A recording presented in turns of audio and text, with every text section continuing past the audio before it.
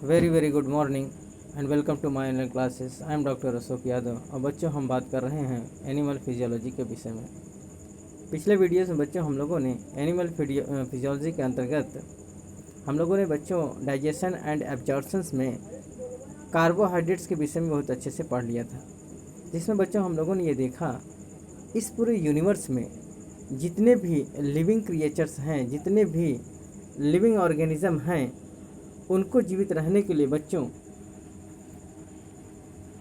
एक एनर्जी की आवश्यकता होती है। और जो एनर्जी है बच्चों, ये जो एनर्जी है वो हमको किससे प्राप्त होता है बच्चों? फूड से प्राप्त होता है। तो फूड जो होता है बच्चों हम लोगों के लिए एक एसेंशियल सोर्स के रूप में काम करता है, एक एनर्जी पॉकेट्स के रूप में काम करता है। अगर फूड नहीं होता बच्चों तो इस पूरे यूनिवर्स में जितने भी लिविंग ऑर्गेनिज्म हैं वो अस्तित्व में न होते। तो फूड हमको क्या करता है बच्चों? एनर्जी प्रोवाइड करता है। साथ ही साथ भोजन जो है बच्चों, हम लोगों के शरीर में जितने भी सेल्स हैं वो क्या होते हैं बच्चों? बहुत तेज़ी से रैपिडली डिवीज़न करते रहते हैं। और उनको डिवीज़न करने के लिए बच्चों एनर्जी की आवश्यकता होती है। और यह एनर्जी हमको कहाँ से प्राप्त होता है बच्चों? भोजन के द्वारा प्राप्त होता है, फूड के द्वारा प्राप्त होता है। अगला हम लोगों ने ये भी देखा बच्चों कि जो फूड होता है बच्चों, वो हम लोगों के शरीर में एक इम्पॉर्टेंट सिस्टम्स है जिसको हम इम्यून सिस्टम कहते हैं। तो हमारे शरीर के अंदर जितने भी इम्यून सेल्स हैं बच्चों, वो इम्यून सेल्स का जो फॉर्मेशंस होता है, जो सिंथेसिस होता है बच्चों, तो वो इम्यून सिस्टम का डेवलपमेंट कौन करता है बच्चों?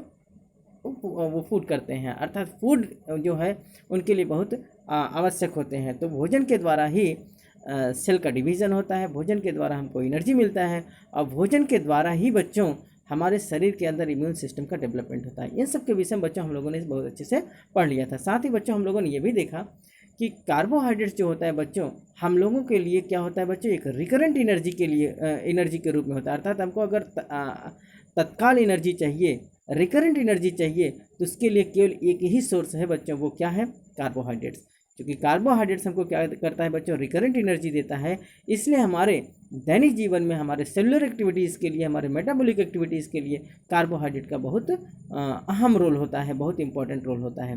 तो आइए बच्चों, आज हम जो है एनर्जी फूड कंपोनेंट के रूप में, प्रिंसिपल फूड कंपोनेंट के रूप में हम दूसरा जो इम्पोर्टेंट कंपोनेंट है बच्चों, वो क्या है बच्चों? प्रोटीन। आज हम प्रोटीन के विषय में बात करेंगे। तो आइए बच्चों, समय ज़ाया न करते हुए हम सीधे बात करते हैं प्रोटीन के विषय में। Protein are large complex molecules that have many critical role in the body. Protein क्या होता है बच्चों? एक लार्ज और कॉम्प्लेक्स मॉलिक्यूल्स होता है जो हमारे शरीर के अंदर बहुत सारे क्रिटिकल्स रोल करता है बच्चों। बहुत सारे क्रिटिकल रोल निभाने के लिए प्रोटीन बहुत अहम होता है। क्यों बच्चों? क्योंकि प्रोटीन जो होता है हमारे शरीर का एक बिल्डिंग ब्लॉक मटेरियल होता है। अर्थात इसी के द्वारा हमारे बॉडी का ऑर्गेनाइजेशन होता है, हमारे बॉडी का जो संगठन होता है बच्चों, वो किसके द्वारा होता है? प्रोटीन्स के द्वारा होता है। प्रोटीन्स हमारा बिल्डिंग ब्लॉक मटेरियल होता है। इसलिए प्रोटीन जो होता है हमारे शरीर के लिए क्रिटिकल रोल निभाता है। ठीक बच्चों, they are composed of amino acids which are the smallest unit of protein। ये जो अमीनो एसिड्स होते हैं बच्चों, वो किसके क्या होते हैं बच्चों? ये प्रोटीन, जितने भी अमीनो एसिड्स हैं वो आपस में संयुक्त होकर एक कॉम्प्लेक्स मटेरियल का निर्माण करते हैं, जिसको हम क्या कहते हैं बच्चों? प्रोटीन्स कहते हैं। तो they are the composed of the amino acids. अर्थात जो प्रोटीन्स होते हैं बच्चों, वो पॉली अमीनो एसिड्स, अर्थात बहुत सारे अमीनो एसिड्स के ग्रुप होते हैं। अमीनो एसिड्स का एक कॉम्प्लेक्स मटेरियल होता है बच्चों। तो अमीनो एसिड्स क्या है बच्चों? It is the smallest unit of protein. It is very most important बच्चों। आप अपने कॉपी में रिमार्क कर लीजिए, अपने कॉपी में लिख लीजिए कि ये पूछा जाता है बच्चों कि प्रोटीन का सबसे स्मॉलेस्ट यूनिट क्या होता है बच्चों? तो प्रोटीन का सबसे स्मॉलेस्ट यूनिट जो मोनोमर्स के रूप में हम जानते हैं बच्चों, वो क्या है? अमीनो एसिड्स है। ठीक बच्चों, तो amino acids are the smallest unit of the protein bound together by peptide bonds. It is also very most important बच्चों। जितने भी अमीनो एसिड्स होते हैं वो किसके द्वारा जुड़े होते हैं बच्चों? पेप्टाइड बॉन्ड्स के द्वारा जुड़े होते हैं। आप अपने रिकॉल करिए बच्चे अपने माइंड को, और देखिए कि मैंने पिछले वीडियो में बताया था कि जो शुगर मॉलिक्यूल्स होते हैं बच्चों, वो शुगर मॉलिक्यूल्स जो मोनोमर्स होते हैं, वो किसके द्वारा जुड़े होते हैं बच्चों? वो भी एक बॉन्ड्स के द्वारा जुड़े होते हैं, जिनको हम सैकराइड्स बॉन्ड कहते हैं। ठीक इसी प्रकार से जितने भी अमीनो एसिड्स होते हैं बच्चों, वो एक बॉन्ड से जुड़े होते हैं। उस बॉन्ड्स को हम क्या कहते हैं बच्चों? पेप्टाइड बॉन्ड्स कहते हैं। जिस प्रकार से बच्चों एक बिल्डिंग होता है, एक मकान होता है, तो मकान में बहुत सारे छोटे छोटे ब्रिक्स लगे होते हैं और वो ब्रिक्स आपस में जुड़कर, अब किसके द्वारा जुड़ते हैं बच्चों, उसमें सैंड होता है और सीमेंट्स होते हैं। वो सैंड और सीमेंट क्या करता है बच्चों, दो ब्रिक्स को जोड़ने का काम करते हैं। तो जो दो ब्रिक्स को जोड़ने का काम करते हैं उसको हम जैसे मसाला या सीमेंट्स कहते हैं बच्चों, उसी प्रकार से अमीनो एसिड्स को जो जोड़ते हैं बच्चों वो क्या कहते हैं, उसको पेप्टाइड बॉन्ड कहते हैं। सेम उसी प्रकार से हैं बच्चों, जिस प्रकार से दो ईंट को जोड़ने का काम सीमेंट और बालू करता है, ठीक उसी प्रकार से दो अमीनो एसिड्स को जोड़ने का काम जो करते हैं बच्चों, उस बॉन्ड को हम क्या कहते हैं बच्चों, पेप्टाइड बॉन्ड कहते हैं। और ये अमीनो एसिड्स एक ब्रिक्स जैसे जुड़कर एक बहुत बड़े कम्प्लेक्स मटेरियल का निर्माण करते हैं जिसको हम प्रोटीन कहते हैं। ठीक बच्चों, तो प्रोटीन क्या होते हैं, बहुत सारे अमीनो एसिड्स के कॉम्प्लेक्स फॉर्म होते हैं। Amino acids are composed of nitrogen, carbon, hydrogen, oxygen. जो अमीनो एसिड्स होते हैं बच्चों वो किसके बने होते हैं, नाइट्रोजन, कार्बन, हाइड्रोजन और ऑक्सीजन की। जबकि अब पिछले वीडियोस में हमने बताया था कि जो कार्बोहाइड्रेट्स होते हैं बच्चों वो किसके बने होते हैं, कार्बन, हाइड्रोजन, ऑक्सीजन के होते हैं, जिनका रेशियो कितना था बच्चों, 1:2:1 का रेशियो था। जबकि आप यहाँ पढ़ेंगे कि जो प्रोटीन होते हैं उनमें क्या क्या पाए जाते हैं बच्चों, उनमें नाइट्रोजन, कार्बन, हाइड्रोजन, ऑक्सीजन पाए जाते हैं। अर्थात कार्बन, हाइड्रोजन, ऑक्सीजन के अलावा इसमें नाइट्रोजन भी पाया जाता है। Amino acids are building blocks of protein that are useful for growth, maintenance and repair of the body tissues. It is very very most important बच्चों। अभी हमने बताया कि जो अमीनो एसिड्स होते हैं वो हमारे शरीर के बिल्डिंग ब्लॉक मटेरियल्स होते हैं, जो क्या करते हैं बच्चों, किस लिए यूज़फुल हैं, हमारी बॉडी का ग्रोथ कराने के लिए, हमारे बॉडी का मेंटेनेंस करने के लिए, और जितने भी टिश्यूज़ या सेल डैमेज हो जाते हैं उनको रिपेयर का काम जो करते हैं वो कौन करते हैं बच्चों, प्रोटीन्स करते हैं। ठीक बच्चों, the common amino acids are alanine, lysine and tyrosine. It is very very most important बच्चों। जो कॉमन अमीनो एसिड्स के रूप में हम देखते हैं बच्चों, जो कॉमन अमीनो एसिड्स के रूप में पाए जाते हैं वो कौन कौन है बच्चों, एलेनिन, लाइसिन एंड टायरोसिन। ये कॉमन अमीनो एसिड्स के रूप में होते हैं। जबकि प्रोटीन्स में जो कॉमनली पाए जाते हैं वो कौन से बच्चों, insulin, myosin, pepsin, fibrin, casein, globulins and albumins. ये सब जितने प्रोटीन्स हैं बच्चों ये कॉमनली हमको देखने को मिलते हैं, ज़्यादा से ज़्यादा मात्रा में, ज़्यादा से ज़्यादा जगह पर आपको देखने को मिल जाएंगे। तो ये कॉमन अमीनो एसिड्स के रूप में हम एलेनिन, लाइसिन और टायरोसिन को देखते हैं। जबकि कॉमन प्रोटीन्स के रूप में हम insulin, myosin, pepsin, fibrin, casein, globulins and albumins को देख सकते हैं। The two amino acids are linked by the peptide bonds and such combination is called as the dipeptide bond. It is very very most important बच्चों। जैसा कि अभी हम लोगों ने बात किया कि दो अमीनो एसिड्स आपस में जो लिंक करते हैं, जो जुड़ते हैं, और उनके द्वारा जिसके द्वारा जुड़ते हैं बच्चों उसको हम क्या कहते हैं, पेप्टाइड बॉन्ड कहते हैं। और इस प्रकार से दो अमीनो एसिड जिस बॉन्ड से जुड़ते हैं इसको हम क्या कहते हैं बच्चों, डाईपेप्टाइड बॉन्ड्स। क्योंकि दो अमीनो एसिड जुड़ रहे हैं इसलिए दो अमीनो एसिड्स के जुड़ने के जो बॉन्ड बनते हैं उसको हम डाईपेप्टाइड बॉन्ड कहते हैं। And a chain of the several amino acids is called as the polypeptides. और इस प्रकार से अगर बहुत सारे अमीनो एसिड्स आपस में जुड़ते हैं, एक चेन बनता है, एक श्रृंखला बनता है बहुत सारे अमीनो एसिड्स का, तो उसको हम क्या कहते हैं बच्चों, पॉलीपेप्टाइड कहते हैं। क्या कहते हैं बच्चों, polypeptides. It is very very most important. On hydrolysis polypeptides break down into the dipeptides and dipeptides into the amino acids. Hydrolysis के द्वारा बच्चों जो पॉलीपेप्टाइड्स होते हैं वो ब्रेक डाउन हो जाते हैं किसमें, डाईपेप्टाइड्स में। और डाईपेप्टाइड्स क्या होते हैं बच्चों, अल्टीमेटली किसमें टूट जाते हैं, अमाइनो एसिड से। अर्थात जो अमाइनो एसिड्स होता है वो smallest unit of the protein होता है। प्रोटीन का सबसे स्मॉलेस्ट यूनिट क्या बच्चों, सबसे मोनोमर्स के रूप में हम किसको जानते हैं बच्चों, अमाइनो एसिड्स को जानते हैं। तो सबसे पहले हाइड्रोलिसिस के द्वारा जितने भी पॉलीपेप्टाइड्स हैं वो ब्रेक डाउन कर जाते हैं डाईपेप्टाइड्स में, और डाईपेप्टाइड्स अल्टीमेटली किस में टूट जाता है बच्चों, अमाइनो एसिड्स में टूट जाता है। ठीक बच्चों,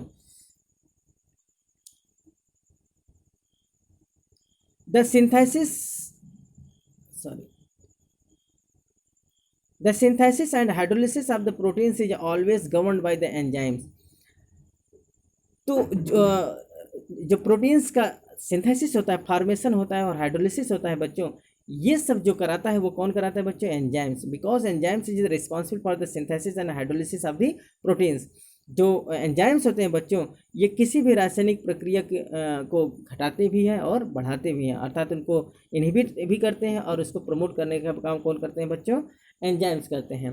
तो एंजाइम्स क्या होते हैं बच्चों? ये प्रोटीन के सिंथेसिस और हाइड्रोलिसिस दोनों में बहुत इंपॉर्टेंट रोल क्या करते हैं बच्चों? निभाते हैं। Proteins are used in many different ways throughout the body. Proteins हमारे शरीर के अंदर विभिन्न तरीक़ों से काम करते हैं, विभिन्न रूप से ये काम करते हैं बच्चों।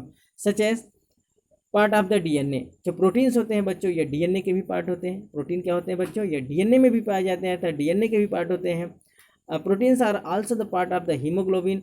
जो प्रोटीन्स होते हैं ये हीमोग्लोबिन के भी पार्ट होते हैं। क्रिएटिंग न्यूट्रोट्रांसमीटर्स, ये न्यूट्रोट्रांसमीटर के क्रिएशन में भी काम करते हैं बच्चों।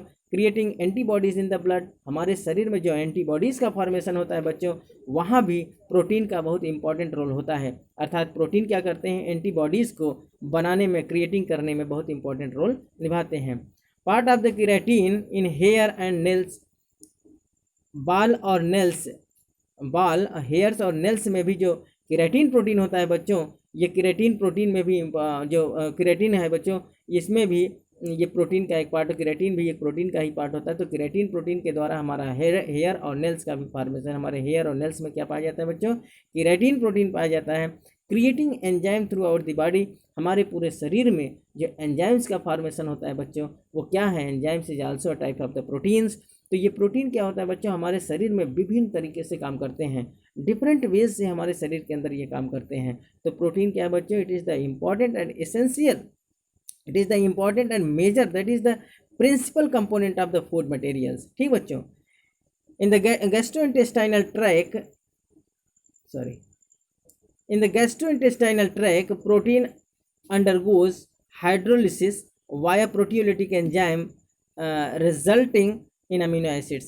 जो हमारा गैस्ट्रोइंटेस्टाइनल ट्रैक्ट होता है बच्चों, जो हमको जीआईटी जिसको हम कहते हैं, वहाँ भी प्रोटीन क्या बच्चों? एक हाइड्रोलिटिक एंजाइम्स के रूप में, अर्थात एक हाइड्रोलिसिस के हाइड्रोलिटिक या प्रोटियोलिटिक एंजाइम्स के रूप में काम करता है, और जिसके द्वारा वहाँ भोजन का पाचन होता है। तो हमारे गैस्ट्रोइंटेस्टाइनल ट्रैक्ट में बच्चों डिफरेंट प्रकार के प्रोटीन्स, डिफरेंट प्रकार के एंजाइम्स पाए जाते हैं, जो एक प्रकार के क्या होते हैं बच्चों?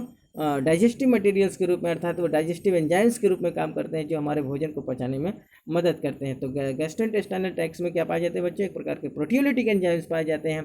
तो वो प्रोटियोलिटिक एंजाइम्स के रूप में पेप्सिन, रेनिन, ये सब क्या होते हैं बच्चों? एक प्रकार के प्रोटियोलिटिक एंजाइम है, जो भोजन को पचाने में सहायता प्रदान करते हैं। ठीक बच्चों, आइए बच्चों हम बात करते हैं अमाइनो एसिड्स के विषय में। Amino acids are classified as, amino acids को हम दो रूपों में क्लासिफाई करके पढ़ते हैं बच्चों। एक होता है एसेंशियल अमाइनो एसिड्स और दूसरा होता है non essential amino acids. Essential amino acids किसे कहते हैं बच्चों? The amino acids which can not be made by the body. ऐसे अमीनो एसिड्स जो हमारे शरीर के अंदर उनका सिंथेसिस, उनका फॉर्मेशन नहीं होता है बच्चों, उसको हम क्या कहते हैं बच्चों? एसेंशियल अमीनो एसिड्स कहते हैं, जिनकी हमको ज़रूरत होती है और वो हमारे बॉडी के अंदर नहीं बनते, and must be supplied by the diet. और इनका फॉर्मेशन केवल हमारे डाइट के द्वारा होता है, हमारे फूड मटेरियल्स के द्वारा होता है। ये हमारे शरीर में सिंथेसिस नहीं करते, हमारे शरीर में इनका फॉर्मेशन नहीं होता, इसलिए हम इनको क्या कहते हैं बच्चे? एसेंशियल अमाइनो एसिड्स कहते हैं। और ये अमाइनो एसिड्स किसके द्वारा बनता है बच्चों? केवल डाइट के द्वारा होता है, बनता है केवल भोजन के द्वारा होता है। दूसरा जो अमाइनो एसिड्स है बच्चों, वो है नॉन एसेंशियल अमाइनो एसिड्स। ऐसे अमाइनो एसिड्स कौन हो अमाइनो एसिड्स बच्चों? The amino acids which are made by the our own body from the essential amino acids are in the normal breakdown of the protein. ऐसे amino acids बच्चों जिनका synthesis, जिनका formation हमारे शरीर के अंदर खुद ही बन जाता है, किसके द्वारा बच्चों? एसेंशियल अमीनो एसिड्स के द्वारा या फिर प्रोटीन के ब्रेकडाउन के द्वारा। जिस अमाइनो एसिड्स का सिंथेसिस हमारे शरीर के अंदर होता है वो नॉन एसेंशियल अमाइनो एसिड्स कहे जाते हैं, अर्थात उनकी आवश्यकता हमको बाहर से नहीं होती है, क्योंकि वो हमारे शरीर के अंदर ही बन रहे हैं। तो एसेंशियल अमाइनो एसिड्स वो होते हैं बच्चों जिनका फॉर्मेशन हमारे बॉडी के अंदर नहीं होता है, और वो केवल और केवल हमको डाइट के द्वारा, हमको फूड मटेरियल के द्वारा प्राप्त होते हैं, उसको हम एसेंशियल अमीनो एसिड्स कहते हैं।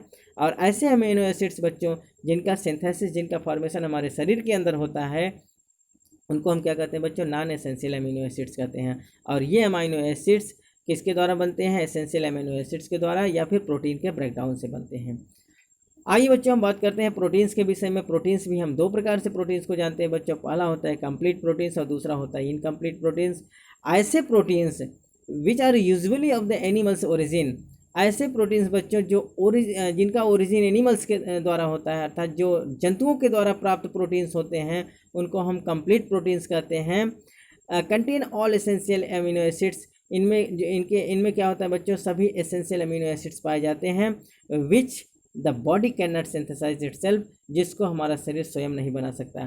तो कुल मिलाकर हम ये जाने बच्चों कि कंप्लीट प्रोटीन्स कौन से होते हैं। कंप्लीट प्रोटीन्स वो होते हैं जो हमको एनिमल्स के द्वारा प्राप्त होते हैं, और इनकम्प्लीट प्रोटीन्स बच्चों वो होते हैं जो हमको प्लांट के द्वारा प्राप्त होते हैं। जैसा कि बच्चों आप फिगर में देख रहे हैं, ये जो फिगर दिखाया गया है ये, तो इसमें आप देखेंगे बच्चों ये एग है और ये रेड मीट है, और ये जो फिश है या फिर जो डेयरी प्रोडक्ट है बच्चों, इनके द्वारा जो हमको प्रोटीन्स प्राप्त होता है बच्चों, उसको हम कहते हैं कंप्लीट प्रोटीन्स। अर्थात जो कंप्लीट प्रोटीन्स होते हैं बच्चों वो क्या होते हैं, ये एग है, रेड मीट है, डेयरी प्रोडक्ट है, फिशेस हैं, जो हमको एनिमल्स के द्वारा प्राप्त होते हैं उसको हम कंप्लीट प्रोटीन्स कहते हैं। और जो बच्चों हमको प्लांट्स के द्वारा प्राप्त होते हैं उसको हम क्या कहते हैं बच्चों, उसको हम इनकम्प्लीट प्रोटीन्स कहते हैं। जैसे आप देख रहे हैं कि जितने भी प्लांट के प्रोडक्ट्स हैं, जितने भी ये प्रोडक्ट्स आप देख रहे हैं, चाहे वो कैबेज हो, चाहे वो दाल हो, चाहे वो वेजिटेबल्स हो, ठीक बच्चों, तो ये सब जितने भी हैं वो इनकम्प्लीट प्रोटीन कहे जाते हैं। क्यों? क्योंकि ये हमको कहाँ से प्राप्त होते हैं, ये हमको प्लांट से प्राप्त होते हैं, जबकि कंप्लीट प्रोटीन्स जो होते हैं वो हमको एनिमल से प्राप्त होते हैं। ठीक बच्चों, आइए बच्चों हम बात करते हैं फूड सोर्स फ्रॉम तो ये जो हमको एनिमल से प्राप्त होते हैं वो कौन कौन से बच्चों, रेड मीट है, फिश है, एग्स है, डेयरी प्रोडक्ट्स हैं। Usually scores highly on the amino acids profile and the subsequently regarded as the high quality proteins. जो ये कंप्लीट प्रोटीन्स होते हैं बच्चों, जो हमको एनिमल से प्राप्त होते हैं, इनको हम हाई क्वालिटी प्रोटीन्स कहते हैं। क्या कहते हैं बच्चों, हम इनको क्या कहते हैं बच्चों, हाई क्वालिटी प्रोटीन्स कहते हैं। और इसमें अमाइनो एसिड्स क्या होता है बच्चों, बहुत ट्रिमेंडस मात्रा में पाया जाता है।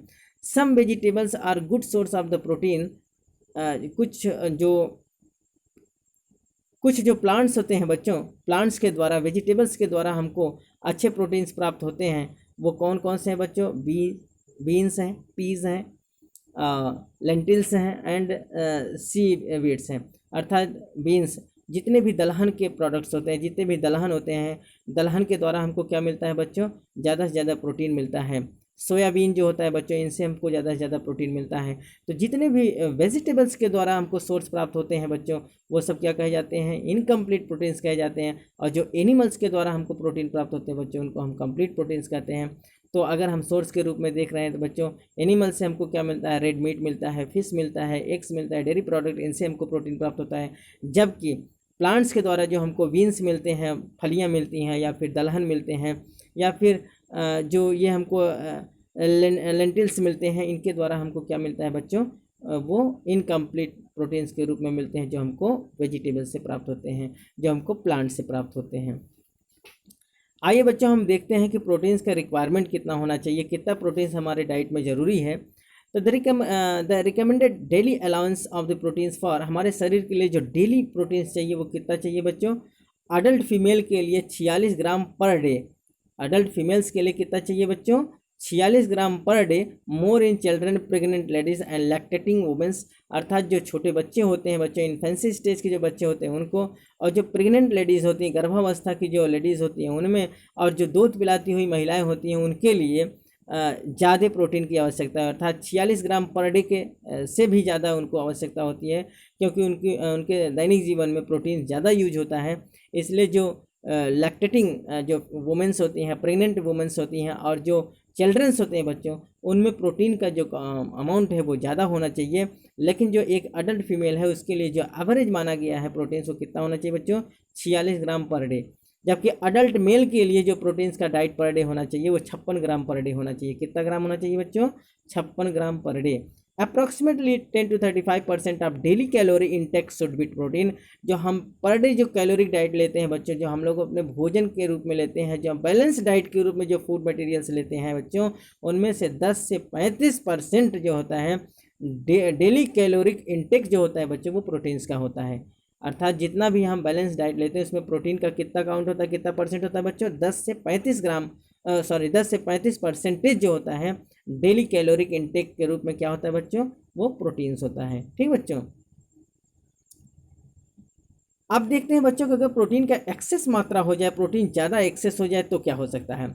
The human body is unable to store excess protein, अर्थात एक्स्ट्रा प्रोटीन। हमारा जो ह्यूमन बॉडी होता है बच्चों, वो एक्स्ट्रा प्रोटीन को अकोमुलेट करने के लिए क्या होता है बच्चों, अनेबल हो जाता है, अर्थात ज़्यादा प्रोटीन को वो इंटेक नहीं कर सकता, अर्थात ज़्यादा प्रोटीन को वो अकोमुलेट नहीं कर सकता। An upper limit of safe protein intake has not yet been stabilized, but the intake of more than 2 gram per kilogram of body weight leads to increased level of the nitrogenous substances।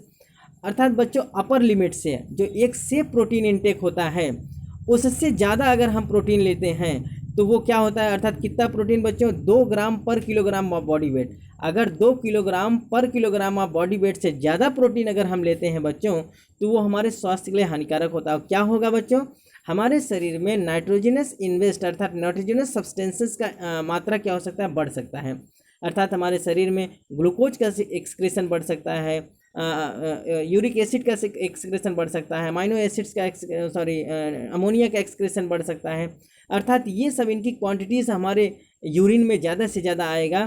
क्यों, क्योंकि ये हमारा जो ज़्यादा से ज़्यादा जो protein बनेगा बच्चों, तो प्रोटीन का जो एक्सक्रीटरी मटेरियल्स के रूप में हमारा यूरिया है, यूरिक एसिड है, अमोनिया है और अमीनो एसिड्स हैं, इनकी क्वांटिटीज़ क्या हो जाएगी बच्चों, बढ़ जाएगी, जिसकी वजह से ग्लोमेरुलस फिल्ट्रेशन पर प्रभाव पड़ेगा। और ग्लोमेरुलस फिल्ट्रेशन के कारण बच्चों क्या होगा, किडनी फेलियर हो सकता है और लीवर डिस्फंक्शन हो जाएगा। ठीक बच्चों, तो ज़्यादा अगर हम अपने एवरेज अर्थात लिमिट जो सेफ प्रोटीन इंटेक है कितना, 2 किलोग्राम पर किलोग्राम ऑफ बॉडी वेट, इससे ज़्यादा अगर हम प्रोटीन लेते हैं तो क्या होगा, ज़्यादा से ज़्यादा नाइट्रोजनस सब्सटेंसेस का जो वो क्वांटिटीज़ है वो बढ़ जाएगा, जिसकी वजह से जो ग्लोमेरुलर फिल्ट्रेशन है उस पर असर पड़ेगा और हमारा जो किडनी है बच्चों वो डैमेज है, क्योंकि फिल्ट्रेशन का जो ग्लोमेरुलाई है वो डैमेज होने लगेगा, जिसकी वजह से किडनी फेलियर हो जाएगा और लीवर डिस्फंक्शन हो जाएगा। ठीक बच्चों, तो आइए बात करते हैं, ये तो रहा एक्सेस मात्रा। अगर इनकी कम मात्रा, प्रोटीन की कम मात्रा हमारे डाइट में हो जाए तो क्या हो सकता है।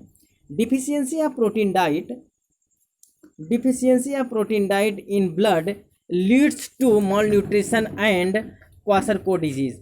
अगर बच्चों हमारे शरीर में प्रोटीन की मात्रा कम हो जाए, अर्थात प्रोटीन की क्वांटिटीज़ जब हमारे डाइट में कम हो जाए बच्चों, तो उसकी वजह से क्या हो सकता है बच्चों, उससे हमको जो होगा वो माल न्यूट्रिशन हो जाएगा और क्वाशरकोट डिजीज़ हो जाएगा। ठीक बच्चों, क्या हो जाएगा, माल न्यूट्रिशन अर्थात कुपोषण के शिकार हम हो सकते हैं और क्वाशरकोट डिजीज़ हो जाएगा। This condition is largely responsible for the high incidence of the starvation and severe disease in poor developing countries.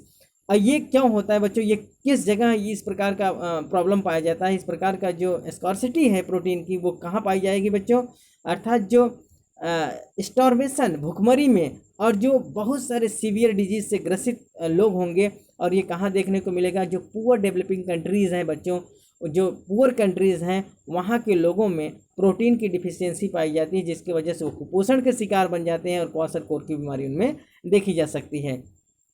क्यों बच्चों, क्योंकि उनमें स्टार्वेशन भुखमरी कि इतनी ज़्यादा पावर्टी से वो सफ़र कर रहे होते हैं, इतनी ज़्यादा भुखमरी वहाँ होती है बच्चों कि उनका जो बैलेंस डाइट होता है उसमें प्रोटीन का डाइट कम हो जाता है, जिसकी वजह से उनमें कुपोषण का शिकार देखने को कुपोषण देखने को मिल सकता है और क्वाशरकोट की बीमारी पाई जाएगी। बच्चों it is very very most important, आप इसको रिमार्क कर लीजिए कि प्रोटीन डिफिशियंसी से कौन सी बीमारी होती है, माल न्यूट्रिशन, कुपोषण और क्वाशरकोट की बीमारी देखने को मिलती है। ठीक बच्चों, आइए बात करते हैं सिम्टम्स ऑफ प्रोटीन डिफिशियंसी। अगर प्रोटीन की डिफिशियंसी हो जाती है तो वो सिम्टम्स क्या क्या आते हैं, कौन कौन से सिम्टम्स हमको देखने को मिलेंगे। तो पहला है बच्चों, क्या हो जाएगा, वेट लॉस। क्या होगा बच्चों, वेट लॉस, अर्थात शरीर का वजन, शरीर का भार क्या होता है, घटता चला जाता है। ठीक बच्चों, दूसरा है डायरिया। आदमी को क्या हो जाएगा, डायरिया, पेशेंट को क्या होगा बच्चों, डायरिया, उल्टी दस्त हो जाएगा, अर्थात बार बार उसको डायरिया होता है, डिहाइड्रेशन हो जाएगा, ज़्यादा से ज़्यादा उसके शरीर से वाटर का क्या होगा बच्चों, लॉस होगा। अगला बच्चों क्या होगा, इडिमा, अर्थात इडिमा का क्या मतलब होता है बच्चों, उसके शरीर में जो होता है वाटर का कलेक्शन हो जाएगा, शरीर स्वेल कर जाएगा और उसका जो बॉडी होगा वो इडिमेटस फॉर्म में आ जाएगा, अर्थात ज़्यादा से ज़्यादा वाटर का कलेक्शन होगा, ज़्यादा से ज़्यादा उसके शरीर में स्वेलिंग हो जाएगी और पफिंग बॉडी बन जाएगी बच्चों। इडिमा का क्या सिग्निफिकेंट है, कैसे आप जानेंगे इडिमा बच्चों, अर्थात उसके शरीर में जब कहीं आप प्रेस करेंगे तो कुछ समय तक वो दबा का दबा रह जाएगा और बहुत बहुत समय के बाद वो अपने नॉर्मल पोजीशन पाएगा। तो हम ये जज करते हैं कि इसमें इडिमेशन फॉर्मेशन। इडिमा में क्या होता है बच्चों, उसके बॉडी में पूरा स्वेलिंग हो जाता है, सूजन आ जाता है और वाटर कलेक्शन हो जाता है। अगला सिम्टम्स हम क्या देखेंगे बच्चों, hair loss, scaly skins and leathery, इनका हेयर लॉस अर्थात बाल झड़ने लगेगा। करली स्किन अर्थात स्किन्स पर झुर्रियाँ पड़ जाएंगी और उसका पूरा शरीर क्या हो जाएगा बच्चों, लेदरी हो जाता है। तो इस प्रकार के सिम्टम्स हम देखेंगे जब प्रोटीन की डिफिशियंसी होती है। ठीक बच्चों, तो it is all about the protein. आज बच्चों हम लोगों ने प्रोटीन्स के विषय में बहुत अच्छे से जाना। वीडियो बहुत लंबा होता जा रहा है। कल के वीडियोज़ में बच्चों हम बात करेंगे लिपिड्स या फैट्स के विषय में।